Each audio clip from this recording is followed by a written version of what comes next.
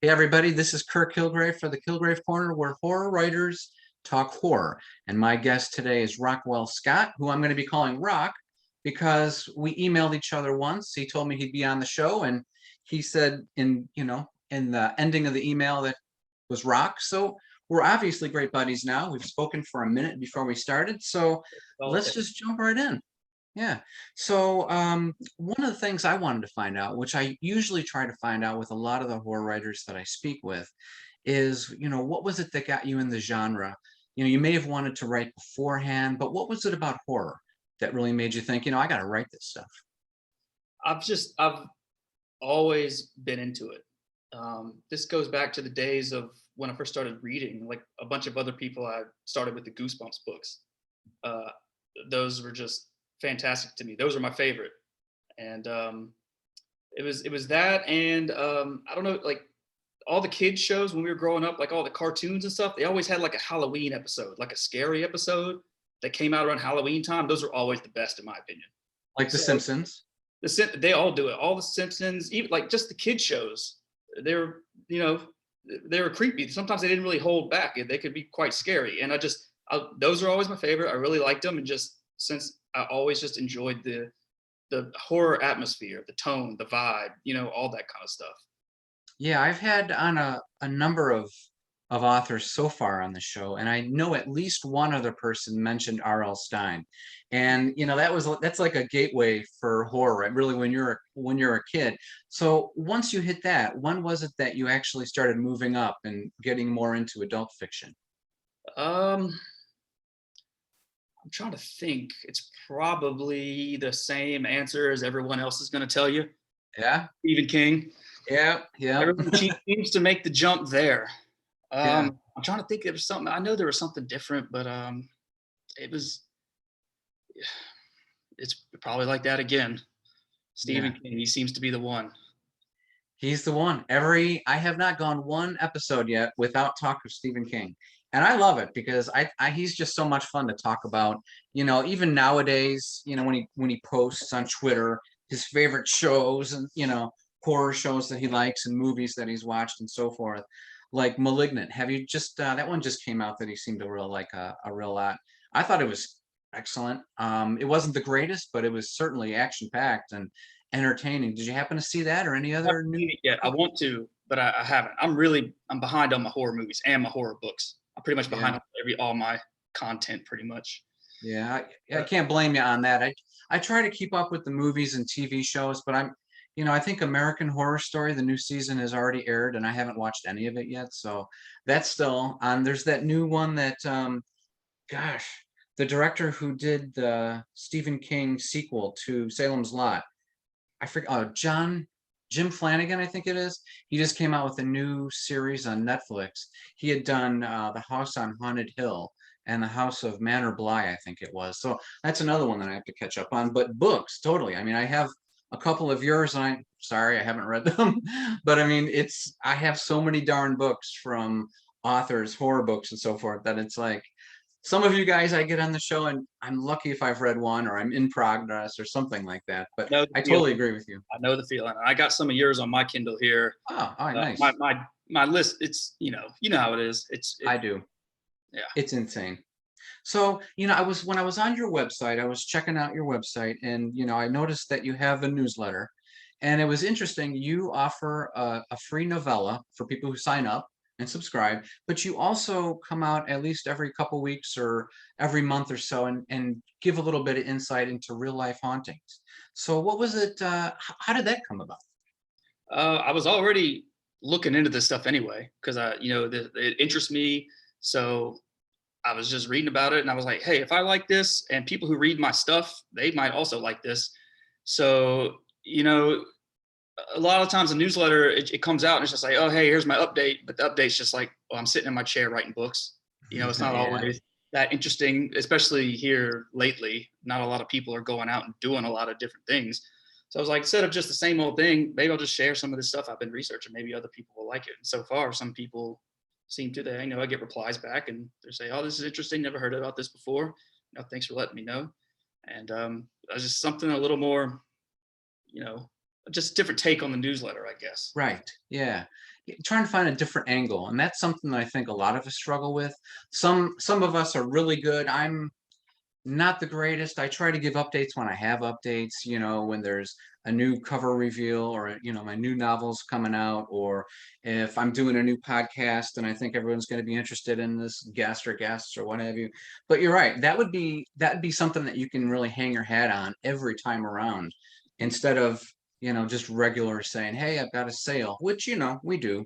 But it was an interesting take, and I just wanted to let everybody know about that, readers who've, maybe checked you out but haven't really gone forth and looked at your website. So I try to give all of my guests some type of promotion one way or another, to say, come on, readers, go that extra step. Yeah.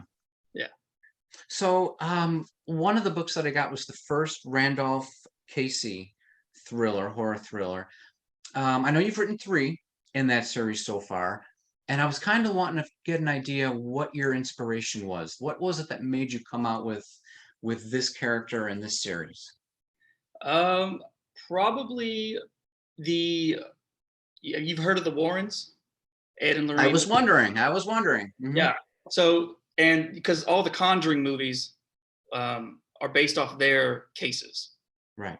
Um, so just the idea of paranormal investigators, or more specifically, as Ed Warren called himself, a demonologist, and just the things, the kind of things that they deal with or tackle. Um, it's probably the scariest book I've ever read. It was called The Demonologist, and it's about Ed and Lorraine Warren's career. Right. That's not oh, I think that's a nonfiction book. It's nonfiction, which is weird. That the scariest horror book I've ever read is nonfiction. It's not written by Ed Warren. It's written by someone else who did the book for them. I checked that book out from the library one time. And you're right. There was one freaky, scary part in there, and I kind of like put it aside. I might have to go back to it again, though. And it's just something, because since it's nonfiction, it's not about building the atmosphere. It's not about, plots and reveals. It's Ed Warren who takes this stuff very seriously, just like, hey, this is how it is. He like walks you through what is almost a science of demonic possession. And it just makes it seem so real. And I remember reading it in the middle of the night. It's like, this absolutely terrifies me. And I mean, I understand that the Warrens they have some controversy around them. Some people think they were frauds and all their cases didn't really happen and all this, all this other stuff. That's fine. If you come at the book, like, I guess almost as a, just for what it is, and not just that whole idea, it's, even if it was completely fictional, right? If they were frauds and none of it mattered, the way that it's written and the way that it's presented, it's still very, very terrifying. And so it inspired me to kind of make a character who tackles similar cases, right? One who, deals with this kind of stuff in a very kind of professional manner, and, really helps people with it. That was my main inspiration for it. And if I was going to write about it, it would allow me to explore the idea even more. Because ever since I read that book, I've also kind of gone on and looked at other resources and people who are also, demonologists or works with exorcists and all that kind of stuff. I just find it very fascinating. Yeah, I was glad when I looked at that first book, the first one in the series, that it mentioned he was a demonologist, he was a ghost hunter, he was a paranormal expert. And I was like, that's exactly kind of what I did for my series, I guess. They're all kind of connected. And I was looking for the same sort of thing, based on The Conjuring. The people come in, they work the case and that sort of thing. It's I don't know, there's such a huge audience for at least the first 2 of those movies, Conjuring films. The third one I've seen wasn't nearly as good as the first 2. Have you seen the third one already, or no? Not yet. It's on my list. I'm behind, so I gotta, Yeah, especially now that it's October, I just gotta sit down and just you watch do. it. Yeah, Okay. well, I'll come back to movies a little bit more toward the end, but that's some insight into, what you were dealing with for your main character. What I'm really curious to find out is, because, as someone who writes in the same type of subgenre with demons and so forth, I do the same sort of thing. It's mostly haunted houses, I have a haunted mansion, a haunted hotel, So it's like there's always a haunting. Sometimes there's ghosts, sometimes there's demons or witches or what have you. But how do you go about trying to construct your novels when it's sort of the same thing? It's demons, and like I said, I do the same thing. I'm just kind of trying to get your take on, how do you go about trying to make it unique, which each one, I should say. Yeah, it can be not hard, but something that I wanted to keep an eye out because I knew I was going to take this character through a series, and I said, "There's I can really fall into the trap of just doing the same thing every single time." And I didn't necessarily want to do that. So I try to do different little twists and different takes on it, which I think will be probably most apparent in the fourth one that's going to come out soon. Okay. That one's kind of not going off in a completely different direction, but introducing some new elements to the worldview there to kind of just break up the, I guess the formula of, okay, we have a haunting, let's go, here it is, and then let's deal with it. Oh no, a twist, and now let's finish it with this new way. I kind of did it a little bit in the third book, the Black Eyed Kids, because the Black Eyed Kids are real. By real, I mean like they're not made up. There's a lot of urban legends around of people who actually have seen or experienced these things, and they kind of have a lore, and that lore is in the book as it is in our real world, according to these stories. And I just went. It's like instead of making up something completely, it's like have Rand go through something that is real, in our world, or something that people have definitely experienced. And so I kind of started there, and then I liked the idea. People seem to really like that book, so I'll keep going like this. That's interesting because I know when I was reading the summary, the blurb for it or whatever description for it, you were saying that the main character, Randolph Casey, he didn't really believe in it until he was, confronted with it. Just like you're telling me now, it's nonfiction. I didn't know that. I didn't know it was, based on real life. Yeah, he So didn't believe in them, and then he did, which also I think it'd be interesting to do that because in the first two books, he's in a situation like, okay, I've dealt with this before, right? yeah, But in the third book, he's like, I have no idea. This is new. I have no idea yeah. and that was Which also a way to take it to me. Yeah, I mean, it ratchets up the suspense, the level of horror, and so forth. So that's great. So this new one are you building up a new more mythology? When we talk about our series, we talk about mythology and like Yeah. what the back history is, and then adding more elements as we go on. You were kind of referring to some of that. Is that what you were thinking? Opening it up a little bit more, his Yes. world, and Yeah. Opening up his world. And because, I think as a series, that's what we have to do. We're going to have to keep going up, especially as we were talking about with the Black Eyed Kids, where he didn't believe in it. And now he found out that he does. It just shows that he doesn't know everything.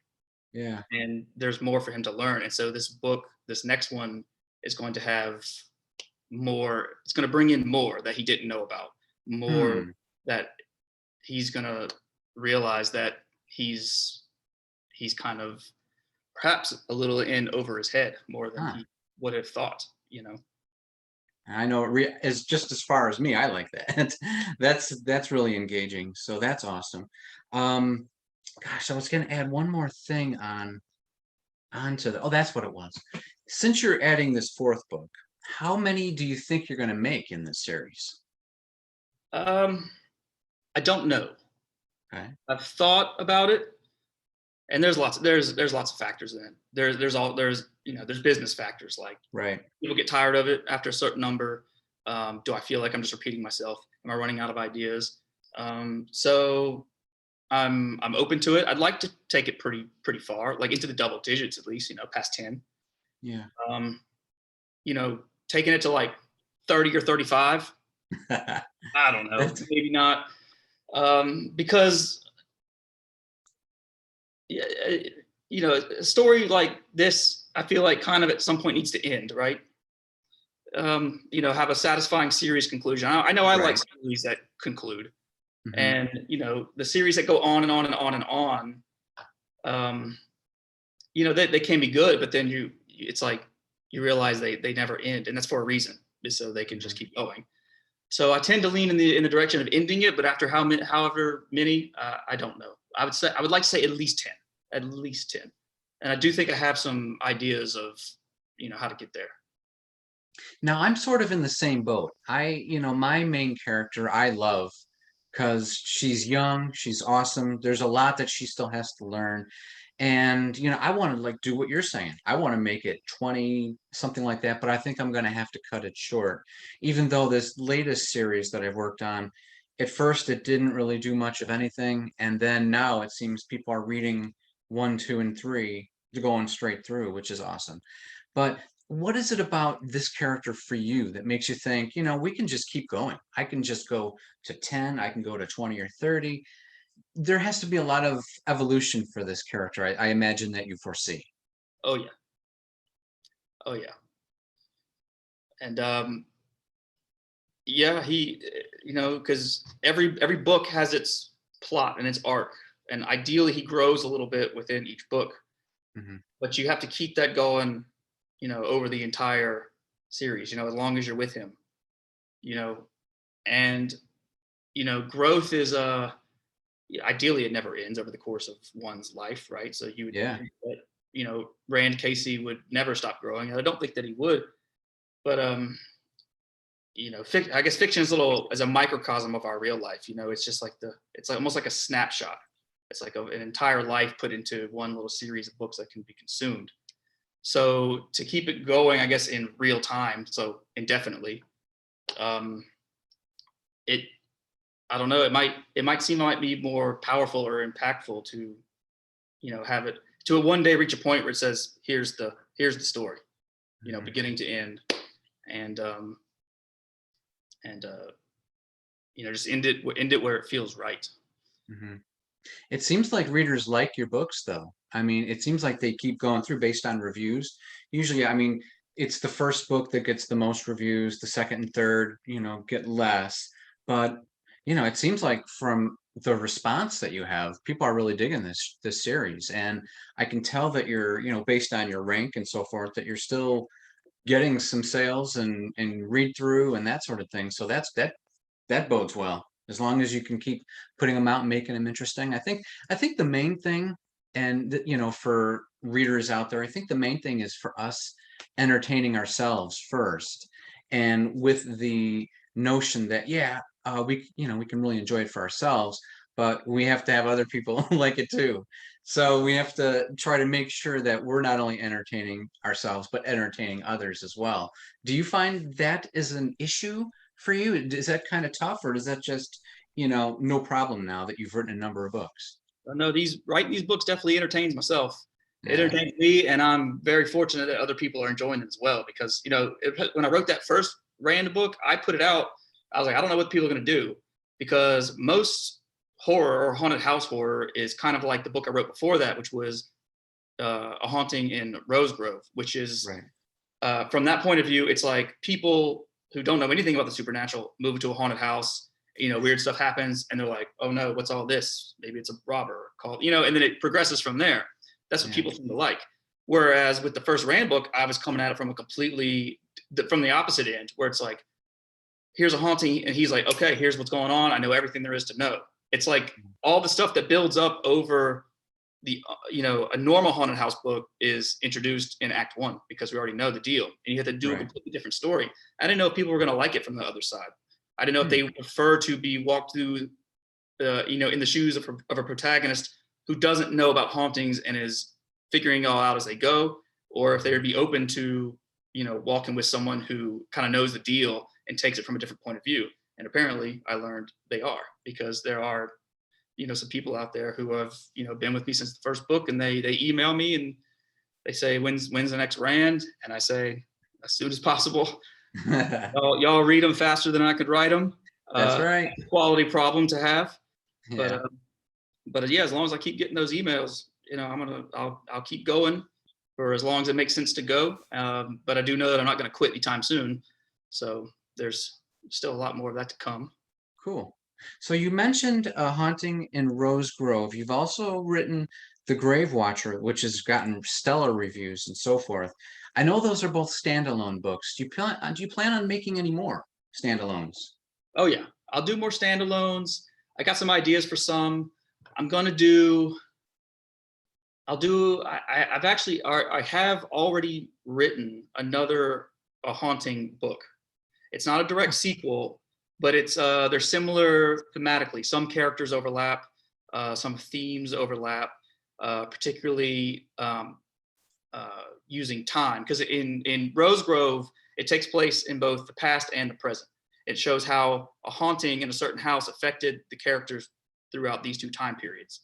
Okay. I'll do the same thing in this other haunting book, where we have two different time periods, because I don't think a lot of people realize, but whenever you're in a haunted situation, it's not just for as long as you're living in the house. Sometimes these things can really stick with you for for a long time. Decades, yeah. Yeah, decades. So that's what I'm exploring there. So I have another haunting book. So it'll be technically a standalone, but it'll be similar in the in theme to Rosegrove. And I've written it, but I haven't edited it. I'll probably do that after I release the fourth Rand book. I'll edit that and release that. But standalones, yeah, and the standalones will venture out of the supernatural realm. I think next Oh, I'll probably try slasher. okay. Well, they've been around for quite a long time. Halloween back there. And they've just started getting big again. I mean, they did what was it? The American Horror Story season 9 they had at some camp, which was pretty good, I thought. And of course, you have Grady Hendrix coming out with one, the final support group. And who's the other gentleman who came out with one? My Heart is a Chainsaw, Stephen Graham Jones. So some of these big name authors are going into slashers. I've thought about doing it actually too, but with a couple twists in there as well. But that's interesting that you've written it and you're going to wait until you finish the fourth Rand Scott or Casey book. Why are you trying to like jump on, like I've got one here and I've also got this one, hoping to get some what is it? Not motivation. I don't know, to try to get more energy onto both books? Uh, Strategy. no, not really. It's just more of like it was a productivity thing. So Hmm. I usually like write a rough draft and then I'll edit it. Like I can only really do like one book at a time. I know. Yeah, me too. So I'll write it and then I'll edit it. While I'm editing it, I'm not usually writing something else. Right? Mhm. I'm just I just got all my focus on just the one book. So I wrote the rough draft to Rand 4, and I was like, I'm just gonna spend some more time in writing mode. So I just wrote this next a haunting book. I didn't want to write a rough draft for Rand 5 because I knew I was going to change some stuff in Rand 4. Since it's a series, I didn't want to like mess up continuity things. So Right. I went ahead and did a standalone while I was in writing mode. So I just knocked out both drafts back to back, and then just started revising and working on Rand 4. So I was like, I'll take that all the way through the rest of the process. Once it's done, then go back, and the haunting book is there. And then after that, it'll probably be Rand 5, Okay. and then so on. Hmm. So yeah, the productivity thing is kind of how that worked out. How was that? Because I did that with my last two books. I wrote one, then went into the other one, wrote that, and then went back and edited the first one, and then edited the second one. And I don't think I'm ever going to do that again. It was just too much for me, like too much creativity all at one long go that took months. How did that work for you? Yeah, Was that an issue? I think I agree with you. I was just trying something different. Yeah, me too. I'm always trying to do, but I think I prefer to just get one book out at a time and then focus on the next thing. Yeah. Um, it just keeps all my thoughts, on the one project, and I think it gets them out faster. Yeah. Not necessarily rushed, but more gets them out more efficiently. Yeah. Is what it seems to be based on the past. So yeah, I think I'm going to go back to it. But I had this other book already written, so it'd be weird to not bring that one, get that one all developed and released before moving on. Yeah. Now you mentioned the next one after that, potential slasher story. What was it? What is it about that subgenre that intrigues you to try to want to branch out and try something different? It's probably my second favorite subgenre of horror. The first is be the supernatural haunting type stuff, but after Mhm. that, I really appreciate a good slasher. Um, they're just kind of, I guess, fun. In a way, they don't really take themselves too Too seriously. seriously. Yeah. It's just a good time, and I wanted to try it. And um, I know my thing right now is supernatural stuff, but I think it's fun to branch out and try something different, and keep everything, I guess, kind of fresh. Mhm. So that's why I was visiting the idea of trying a slasher. Um, Yeah. Same thing for me. It's when you're in the genre and you're doing one subgenre for quite a long time. I know there are readers out there who prefer you to just stay in where you've been and so forth. But at the same time, we can be creative doing that. But once you start getting into, like me, I've written, I think, 10 or 12 books that are like haunted house material. And it's like, well, you sort of don't want, you sort of need to challenge yourself, and it may work out and it may not, but at least you've tried it, and it sort of stoked maybe some of that creativity to try to jump back into what you did, because you love it the most. But yeah, I was definitely thinking of something like that. Not really something like Freddy Krueger or Jason or Michael Myers, but something a little bit different. And I haven't read those two main authors who are, putting out selling thousands and thousands of copies every week, once they come out and so forth. But they're supposed to, those two novels I mentioned, My Heart is a Chainsaw and The Final Girl Support Group, are supposed to be a couple books for everybody out there in podcast land about trying to move the subgenre forward and try to add some twists and turns that people haven't expected. Because, I mean, the last time I think anyone has done anything new up until before this year with slashers could be Scream, I guess. Going back from the 70s when it first started, and then you have 96 or so, I think that came out. And then really since then, it's been a lot of the same sort of things. So I think we do need to reinvigorate our subgenre, just like I think The Conjuring did, for haunted movies and so forth. yeah, I agree with you. If you're gonna do it, and I've already thought about this, if I was gonna do this slasher, I need to kind of inject something a little different in there, because the formula, it's fun, but it's kind of been done, Yeah. and it's I think there's some opportunity there to explore some new territory, that I'd like to try. I think one book that really did it, Final Girls by what's his name, Oh yeah. Riley Sager. I read that.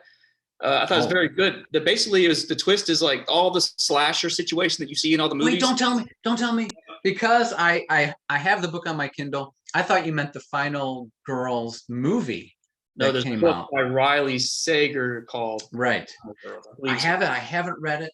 Please don't give away the plot, but not the plot, not the final answer. But yeah, that is one that I have on my list. And I think that was his first book that broke him out. And people were like, who is this guy? And then he's written a few more since then that have been, From Home Till Dark or something. I forget what it is. Yeah, he's got a few out, and I Yeah, want to read them, but again, they're on my list. on my list too. Yeah. So another good question, I think it's a good question anyway. Um, why do you think there are so many people who love horror movies, but that just doesn't translate for their entertainment needs in horror books? I mean, unless you really hit like like a really big pocket of readers out there, it just doesn't seem to translate. I mean, we have so many people watching The Conjuring or The Quiet Place, A Quiet Place 2, those, making $300 million at the box office. But then, we have a lot of horror authors out there who are still struggling to find their place. Why do you suppose that is? Um, I'm not sure. It could be simply that maybe all people are in general reading less. It could be, that people kind of these days are preferring video or audio, is what it seems. Maybe people are consuming horror audio books, or maybe they're Maybe. watching more the movies because they can get it I guess, faster, you know? Yeah, You watch yeah, it faster, you can watch you can listen to an audiobook while you're doing different things. But but the activity of sitting in a chair and reading a book, maybe just a lot of people just don't feel like they don't have the time for that really anymore. Maybe they're yeah, right. Maybe it's true. Maybe everyone's just so busy these days. Or maybe with the movies, just I guess a movie can do a jump scare better than a book. I guess. totally. And I know, the idea of a jump scare is I guess controversial. Sometimes people think that they're cheap and it probably shouldn't. Yeah. Real horror shouldn't really need that. But you can't deny that people love jump scares, and they do is because they movies like that sell. They still make those movies, so they're making money off those movies. Mm-hmm. So jump scares sell. So maybe people just appreciate the experience of a movie better. Some people, maybe some people like me, I know they're out there, enjoy both, like to read the Mm-hmm. book and watch the movie. So maybe just a matter of taste, I suppose. And because I didn't know the answer to that question, but you made me think of something different. Like when we're writing, we have to create atmosphere by words, whereas in a movie, you just show an image and everything's done right for you. They're saving tons of time on that, where it might take you a page or me a paragraph or something like that. So whereas they can just show an image for 10 seconds and now we're moving on, or we see something in the background, like in that movie Hereditary. I'm not sure if you've seen that one, Yeah, I've seen that. where in the beginning of the film, the main actress, she walks in a room, looks to her left, and there's someone standing in the corner, which scared the hell out of me. I was like, holy crap, what is that woman doing there? And we can't do that really. I mean, we can, but it might take a while to build up to it. So I think you're right. I think they might not have the time, or they might not have the patience for it either. But thankfully, they're out there and they read our stuff. So It that's, still exists for sure. They're not gone. They're there. yeah, Yeah. yeah. And I think the horror audience is very much like the romance audience readership, in that they're devoted to that genre. It's not like, oh, I like Lee Child, but I don't like anything else. Maybe David Baldacci, but beyond that, thrillers, not really that interested. Nobody's good or whatever. But more so, I think with romance, readers are totally, those people read like 6 books a week, some of these folks. And I think horror writing is, writers for readers, I should say, is sort of the same sort of thing. It's not everybody's doing it. So thankfully, if you get an audience in the horror genre, you're doing pretty good, because again, it's a smaller group, but if they like it, then more people will come join too. So I I agree. just kind of look at it, yeah, that way. The readers who are there are there. This is not really just something they read real quick for entertainment and they're gone. No, they're pretty dedicated to the genre. So Yeah. it might be a smaller audience, but like what you said, they're dedicated. They're solid. They know what they like. They're not just Yeah. passing through. Right. So you've mentioned that Stephen King was a big influence. Is there any, like, I don't know, a top three for you for horror books? Top three. Definitely the one I mentioned earlier would probably be number one or close to it. Top three. I would Or say another one? Yeah. Night of the Living Dummy by R.L. Stein. Going back to Goosebumps. That book, when I was a kid, and that ventriloquist dummy would come to life at night. It did something to me, man. That was that was terrifying. I'm getting the impression that I'm in my mind, because I'm a librarian and I've shelved books and seen books all over the place, that on the cover of this book, Night of a Living Dummy, is a dummy, and he has like the lines coming down here and sort of an open mouth, and I can see why that would be creepy to a lot of kids. So Oh yeah, nightmares, I'm sure. that book. I read that, and that was absolutely horrifying. Then I immediately went and read Night of the Living Dummy 2. Was it as good as the first one? I don't remember it being as good as the first one, but I still read it. I also read number 3. I think he did 3. He might have done more since then. I don't know. I kind of you grow up and eventually stop reading Goosebumps, Right. but he might have done more because when he did that, he had a hit. That was Yeah. I think that's probably the most popular one for a reason. Huh. So like Right. all good authors, he kind of took that A little too far. antagonist, the dummy, which is Yeah. named Slappy the dummy, and kind of put him in different things. Kind Yeah. of keep going, get the Hmm. people what they want. Yeah. Yeah. I can see that. I'm all for that actually. As long as people like it and as long as you're having fun with it, keep hitting it. Exactly. Why not? So yeah. So let's see. We're kind of wrapping up here. Um, One of the things I'd like to find out from you is it's Halloween season, and I'm wondering if there's any movies out there that are like a constant rewatch, either throughout the year or like every year you have to watch around Halloween. I tried to watch this movie called Trick or Treat. You ever heard of it? Yes, is that with Anna Paquin, the Yes. actress from True Blood? Yeah. Yeah, I don't know what she's in, but Anna Paquin sounds familiar. It's like a number of different short stories Yeah, there's in like one. three or four different short stories put into one, but they all kind of connect in a kind of way. Yeah. First, I really like that movie. I watch it every year, and you've reminded me I need to watch it soon because you're right, it's due for a rewatch. Very much enjoyed that movie. It's very, very good with the atmosphere. The acting's good. The story's good. I don't know. It's good. Yeah. So I So recommend it. I usually watch Halloween and go back to the first Halloween each year just because the music is so great. I don't know, the like dread, I guess you can say, because this guy's stalking her. And it's dark and a little depressing, but the music is great, I think. I love that Michael just keeps walking after her and she's just running her ass off and so forth. Another slasher film that I mentioned in this episode called The Final Girls. I think that might be one you'd be interested in.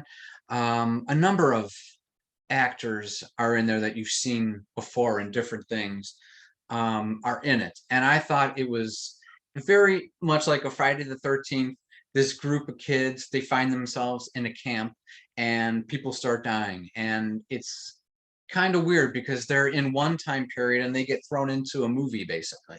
So, I thought the ending was great, but that might be one that you might want to check out in case you're curious. Yep. But so to get to my final question, you mentioned that your next book for Rand Casey is number 4. For those of your readers who are watching or listening, is there anything that you can give them a little teaser before you actually publish that sucker? Pretty much what I said before is, we're doing a lot of the same stuff, but we're kind of going. We're gonna be expanding here. So Right. the series will be expanding. Rand's world will be expanding, and his especially the forces that he's up against are going to be a lot more deadly than they have been before. All right. Well, thank you so much, Rock, for joining us. I'm going to suggest that all of you guys who are reading, take a look at his newsletter. Make sure you sign up. Just throw your email address in there, and he'll send you out a free novel or a novella. And thank you again for joining me, Rock. I really appreciate it. I had a good time talking with you, and I wish you all the best with all the next novels you've got coming up. Thank you. All right. Take care. Thanks.